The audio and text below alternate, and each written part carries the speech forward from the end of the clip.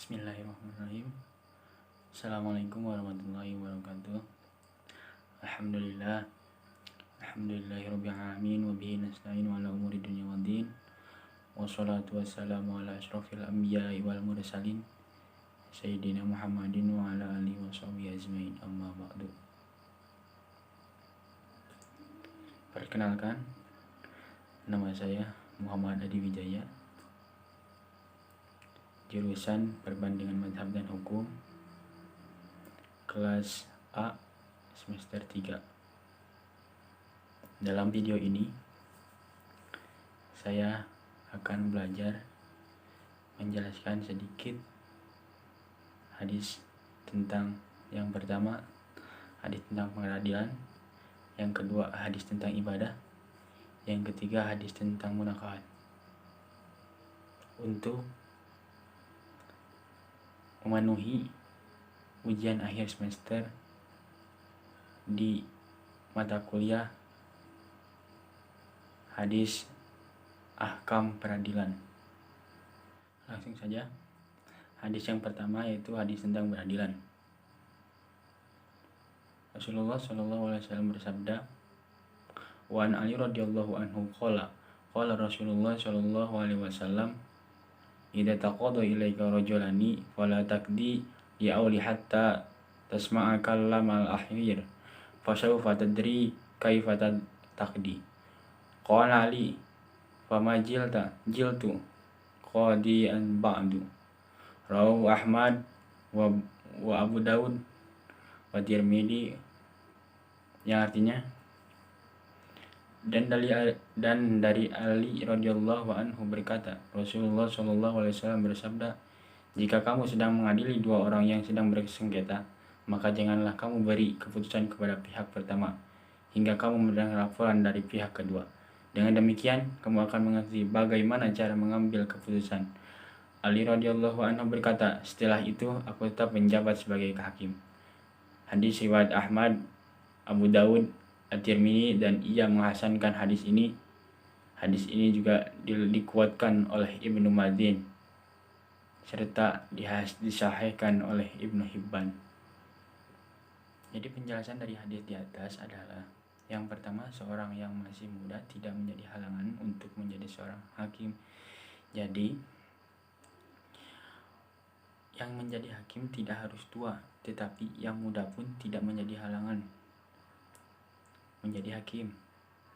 Penjelasan yang kedua dari hadis di atas adalah, jika ada dua orang yang mengajukan perkara kepadamu, maka dengarkan perkataan dari masing-masing pihak yang bersengketa. Jadi jika ada dua orang yang bersengketa dan berkata kepadamu, maka dengarkanlah satu orang perkataan, lalu perkataan orang yang bersengketa itu. Penjelasan ketiga dari hadis di atas adalah, jika sudah mengetahui penjelasan dari masing-masing pihak, maka engkau akan dapat memutuskan hukum dengan baik. Jadi jikalau engkau hakim telah mendengarkan penjelasan dari masing-masing pihak dengan baik, maka si hakim akan dapat memutuskan hukum dengan baik juga. Hadis yang kedua adalah hadis tentang ibadah. Allah Subhanahu wa Ta'ala menciptakan manusia hanya untuk diperintahkan untuk beribadah kepadanya. Ibadah dibagi menjadi dua. Yang pertama ibadah mahdhah, yang kedua ibadah ghair mahdhah. Yang pertama ibadah mahdhah. Ibadah mahdhah adalah ibadah yang berkaitan langsung dengan Allah, seperti contoh sholat, puasa. Yang kedua ibadah ghair mahdhah. Ibadah ghair mahdhah adalah ibadah yang melalui pelantara pelantara makhluknya, seperti contohnya adalah zakat, sedekah, dan lain-lain. Saya akan menjelaskan sedikit tentang ibadah mahdhah, yaitu sholat. sholat adalah tiang agama. Seperti Rasulullah SAW bersabda, as-sholatu imaduddin, man aqomaha faqad aqomadin, wa man hadamaha faqad hadamadin. Yang artinya, sholat adalah tiang agama, barang siapa yang menegakkannya, maka ia telah menegakkan agamanya, dan barang siapa yang merobohkannya, berarti ia telah merobohkan agamanya. Jadi, penjelasan dari hadis di atas adalah sholat merupakan tiang agama. Misalkan di dalam sebuah bangunan pasti ada pondasi atau tiang. Jika dalam sebuah bangunan tidak menggunakan pondasi atau tiang, maka bangunan itu akan meroboh. Begitu juga di dalam agama. Apabila kita tidak melaksanakan sholat, maka kita dengan merobohkan agama kita. Dan sebaliknya, apabila di dalam suatu bangunan menggunakan tiang atau fondasi, maka akan berdiri kokoh. Sama juga dengan di dalam agama. Di dalam agama, apabila kita mengerjakan sholat, sama dengan kita menegakkan agama kita dengan kokoh. Hadis yang ketiga adalah hadis tentang munakahat, pernikahan. Rasulullah SAW bersabda, ya ma'asyaral sababi man istata'a minkum ba'ata falyatajawwaz fa innahu aghdha li basari wa ahdhan lil farji wa man lam yastati fa alaihi bisawm fa innahu lahu wajia.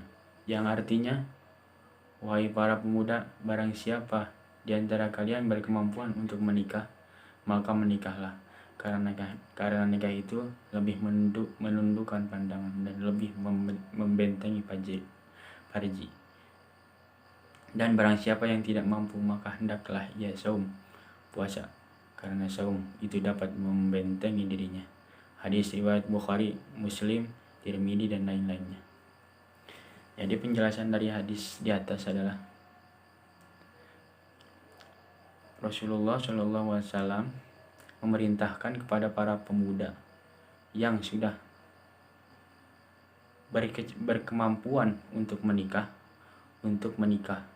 karena dalam hadis tersebut menikah menundukkan pandangan dan lebih membentengi farji atau kemaluan. Dan barang siapa yang tidak mampu atau belum mampu untuk menikah, maka hendaklah ia berpuasa, karena dengan berpuasa ia akan dapat menjaga dirinya dengan baik. Sekian sedikit penjelasan tentang hadis peradilan, hadis ibadah, hadis tentang munakahat. Semoga bermanfaat, khususnya untuk saya, umumnya bagi kita semua. Wabillahi taufiq wal hidayah. Wassalamualaikum warahmatullahi wabarakatuh.